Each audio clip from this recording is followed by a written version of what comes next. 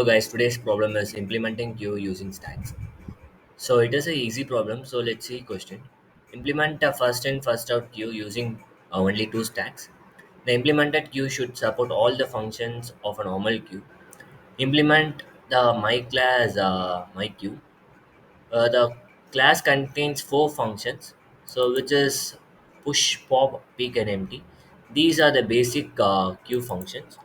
So note you must use only standard operations of a stack, which means only push to the top, pick or pop from the top, size, and the empty operations are valid. Depending on your language, the stack may not be supported natively. You may stimulate a stack using a list or a DQ, as long as you use only stack standard operations. So from the questions, it states that we need to implement a queue only in using a stacks. With help of stacks, basic operations such as push, pop, and size and SMT operations, we need to implement a queue. The queue should contain the four major functions, which is push, pop, pick, and empty. So queue is something in which the first it follows first in first order fashion. So for example, if we have a number, if we let's say we have a queue, if number one comes in, it will be placed in the first position. If number two comes in, if we will push into the second position. If we want to remove an element, we will remove the first element that came first. That is first in, first out. Whichever element is coming first, we will be removing the element first. So this is the logic behind queue. So let's see how we can implement queue with the help of a stack. Actually, the logic behind it is very easy. So we can implement a queue. Queue is something that if we insert an element at first, that element should be popped first, and then next element that is inserted should be popped. So that is, it follows first in first out order. So we need to implement stack with help. We need to implement the queue with help of a stack. Stack is something that follows last in first out. That is, in queue we add the element in this way, like x, y, z, and we will pop the element in this fashion. We will pop the element x, then y, then z.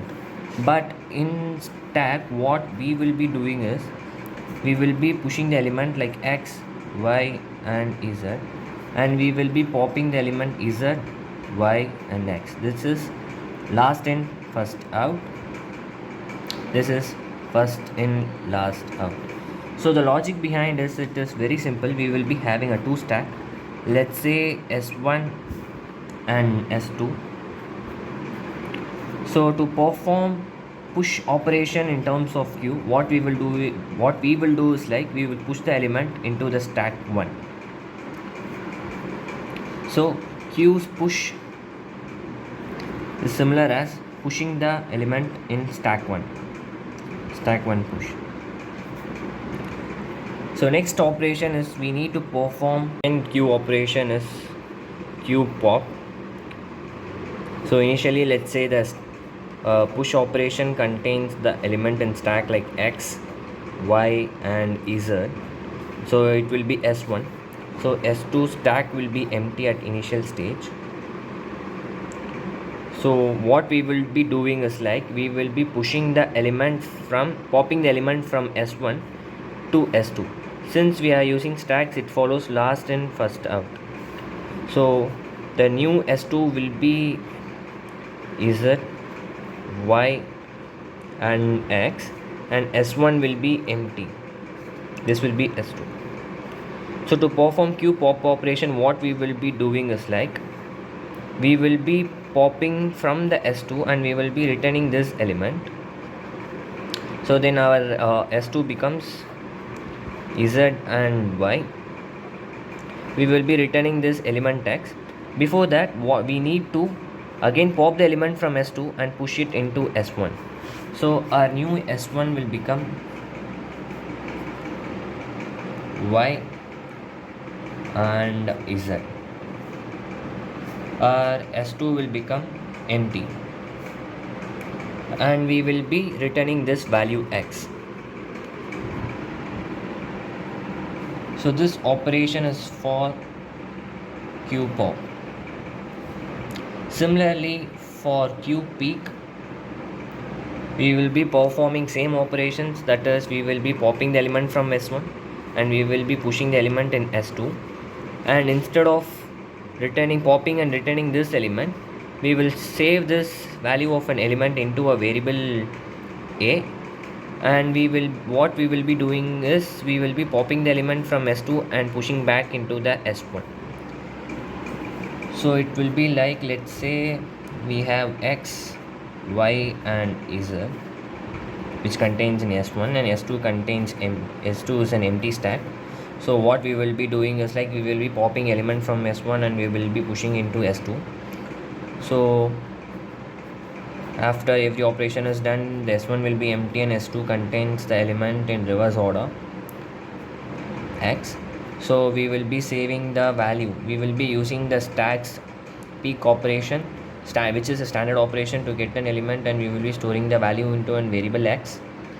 And what we will do is like we will again pop and push it into the stack s1. So again s1 will be containing x, y and z. Then the fourth operation is q empty. We need to check whether the queue is empty or not. So it is very simple, we will be using the stacks empty operation. We will be checking whether the s1 is empty or not. If s1 is empty, we will be return true, else we will be returning false. So let's see how this can be coded. So the code, it is like we will be having a two stack for implementing a queue.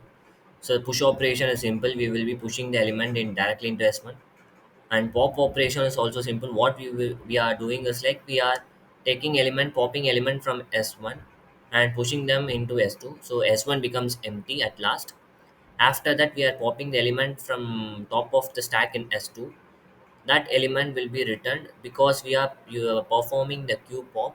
We need to return an element and remove an element from a queue. After that, what we will be doing is like we will again pop the element from the stack S2 and push it into the S1. And finally, we will be returning the first element in the queue. So the next operation is peak operation. The queue's peak operation can be performed with a similar concept as pop. Instead of popping an element, we will just save the element's content in a new variable. After pushing and popping into the S2 and again pushing it into S1, we will return that saved peaked element. And empty is easy. Queues empty can be implemented with the help of stacks basic empty operation, that is S1 dot empty. So let's try to run it.